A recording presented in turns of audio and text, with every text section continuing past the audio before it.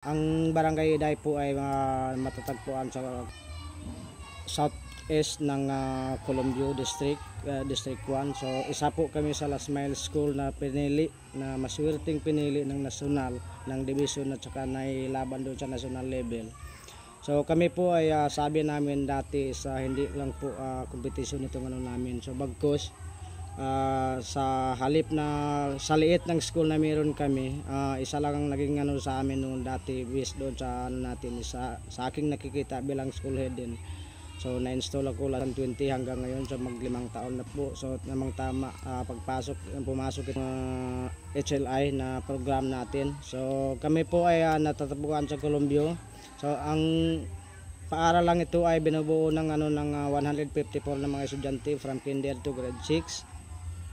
Then merong 7 guro, kasali na rin po ako doon. So kailan po na-implement ang program? So nag-start yung program ng HLI doon sa ano yun is 2022 hanggang 2024. So una-una bilang leader ako ay nagpapasalamat sa aking mga kasamahan dahil sa tiwala na meron binigay nila sa amin, binigay sa akin. At saka yung community na binigay lahat ng 150, hindi lang 100% na tiwala ang binigay sa amin, kundi 150%, hindi lang 100. So ganun din po, binigay ko yung 150% sa aking mga kasamahan. So ganun, so ang masasabi ko, naging na-achieve namin yung nalampasan namin yung ano ng HLI. Kasi bakit? Kakaiba, ito lang ang lugar naging kakaiba sa lahat ng meron dito sa Colombia. Bakit? Ang tandem kasi ng barangay council at saka yung parents at saka yung mga guro, yun ang naging inspirasyon din namin para pagandahin lalo. So alam naming mahirap, kaya nga sabi namin walang mahirap pag tayo ay nagtutulungan. So nandito na po, nakita na po natin yung resulta.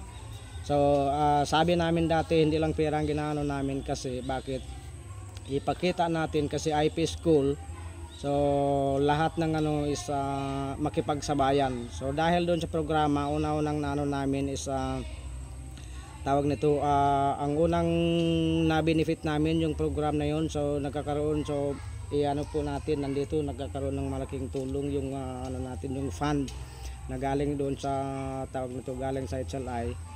So nagiging maganda na po, maayos na po yung ano natin. So itong ginaupuan natin ngayon is part ng ano ito ng HLI o ng trans na binigay sa atin. So pangalawa is nagkakaroon po tayo ng clinic, kaya ang unang ano kasi dito is clinic, wala kaming clinic, required ng DOH. So andyan na rin po sa likod maya na makita nyo rin kung ano yung ano natin with pasukin natin mamaya kung ano yung project na implement. Una, salamat dun sa fund na binigay ng yung 95,000, 100,000 yun, pero bawasan ng binawasan ng tax na 5,000. So na-implement na po natin ng maayos. So balik normal na po yung ano natin, yung operation, pati yung tubig natin is dati nawala. So naging naayos na rin. So kahit pa paano, dahil sa tulong ng barangay council, pinatap din tayo doon. So dahil sa magandang samahan na meron tayo. Then una, ang benefit natin is hindi lang sa health, una dahil sa mga equipment, ng mga sports equipment na binigay ng DOH, ng HLI. For the first time sa history ng paaralang ito na nag-operate, na sumali kami sa Math Olympic, nagiging ano tayo, nagiging first runner up tayo sa buong district. So dahil sa sports sports equipment na binigay sa atin. Epekto yun ng ano, una is ako bilang leader sa paaralang ito, sa institusyon ito, is una masasabi kong malaking may tulong sa akin, ang impact sa akin. Bakit? Ang unang ma-benefit namin, pati parents, pati estudyante, yung mental health. Kasi bilang leader, bilang tao din, bilang tatay, kung may mga kunting problema, hindi yung magalit ka kaagad. Dapat isisain mo muna. So titingnan mo muna kung ano yung dapat. So doon ka papasok. So yun ang ano namin is bilang leader.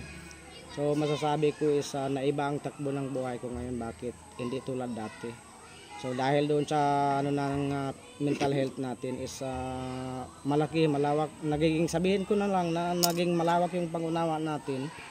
May so dahil sa tulong ng ano ng HLI is sabi natin kung ano man ang na-achieve natin ngayon, hindi natin pwedeng ipagmayabang yan dahil sa nasabi ko na doon sa achievement na meron tayo, ang laging nakatatak doon is Barangay Iday Elementary School, yung kanya ng community yan. So hindi natin ma-achieve yan kung hindi magtulong yung parents, kung hindi magtulong yung mga kasamahan kong guro. So una-una congrats sa kanila, congrats sa amin lahat dahil sa suporta, sa tiwala na pinagkaloob sa akin. Is, ako bilang leader, instrumento lang ako.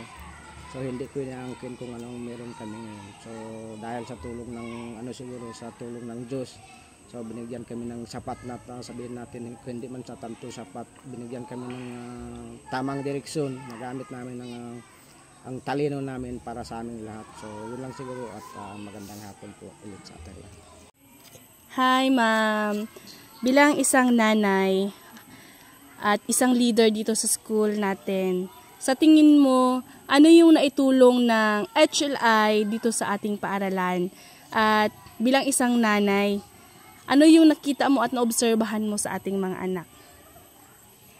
Bilang isang nanay po, ang naobserbahan ko po ay yung anak ko is may gana na po mag-aral dahil po ang school nila ay may improvement na po. Meron na po sila feeding program. Tsaka po, may mga binibigay na sila sa mga bata, pampagana nilang mag-aral, like mga tinapay and any kinds.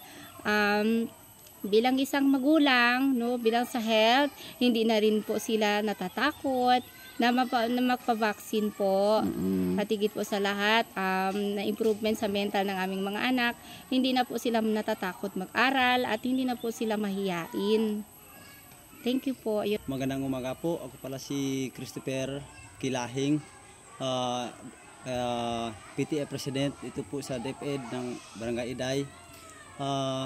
Yung mula nung 2022, yung pumasok yung HLI, yun yung bilang inspirasyon na nakadagdag sa kaalaman ng mga anak, mga estudyante at hindi lang sa mga estudyante, pati rin kami mga parents, na napakalaking tulong na yung mga dating mahihiya na mga bata na makipagsabay na ngayon dahil pumasok ang mga bagong mga programa na maraming salamat talaga sa tulong ng mga LGU, lalong-lalo sa ating mga teachers.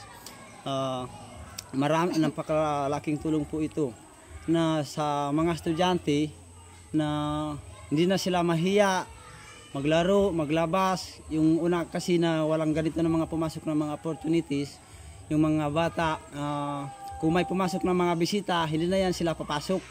Yung parang nagkatago kasi sila, nahihiya, wala kasing ganito na mga programa na pumasok sa DepEd ng Barangay Iday. Napakalaking tulong ito sa aming mga parents. Bali kami rin ang mag-guide sa aming mga anak para ipagpatuloy ang kanilang pagpasok sa eskwelahan. Kung hindi kasi mag-guide ang isang magulang sa kanilang mga anak, yung ating mga anak parang walang ganang pumasok sa eskwelahan dahil yung mga parents hindi supportive sa kanilang mga anak. Kasi nag-feedback din yan sa kanila ma'am, sa mga anak namin. Sabi ng baka inisip ng mga anak namin na ako lang pala ang ganado na pumasok sa eskwelahan. Tapos yung mga magulang ko, para yung ipinakita ko sa kanila parang useless sa kanila. Kaya bilang isang magulang, pagsisikapin ko po na makapasok araw-araw sa eskwelahan ng aking mga anak. Tatlo kasi yung anak ko ma'am.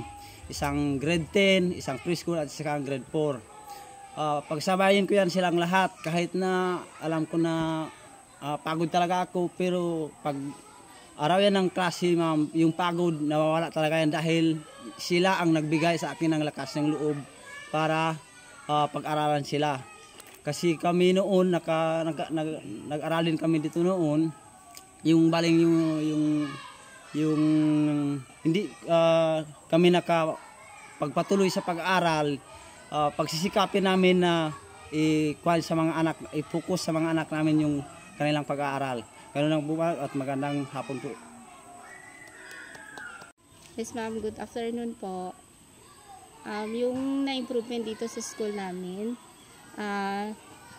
na improvement po sa mga bata dahil po Sa ating lahat, ako po si Joliming O. Magluyan, isa pong HLI Coordinator.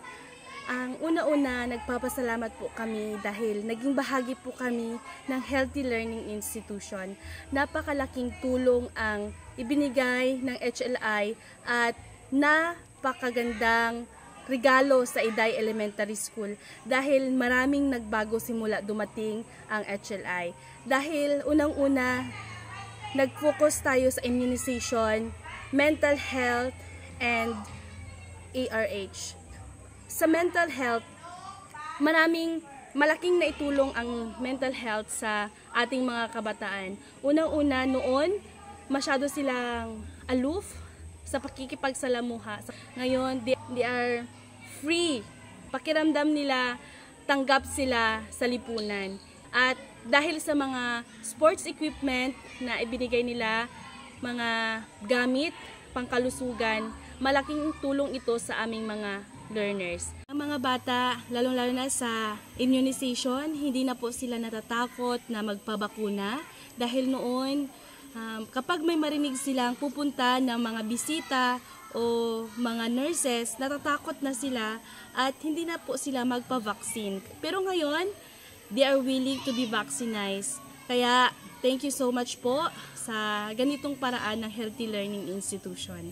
At isa pa, meron na po kaming access sa healthcare. Malapit lang po dito sa amin ang Barangay Health Center. Kami po ay nagtutulungan sa aming Barangay Health Center kung ano po ang aming mga pangangailangan.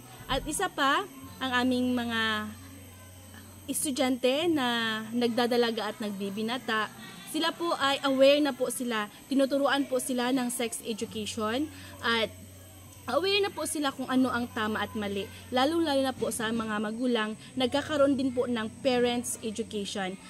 And also na minimize na din po ang early marriage. Kaya maraming salamat po sa Healthy Learning Institution sa napakalaking tulong sa orientation, sa inyong fund na ibinigay sa amin. Mas lalo pang gumanda ang Iday Elementary School kahit na nasa Last Mile Elementary School po kami. Maraming salamat po and God bless you.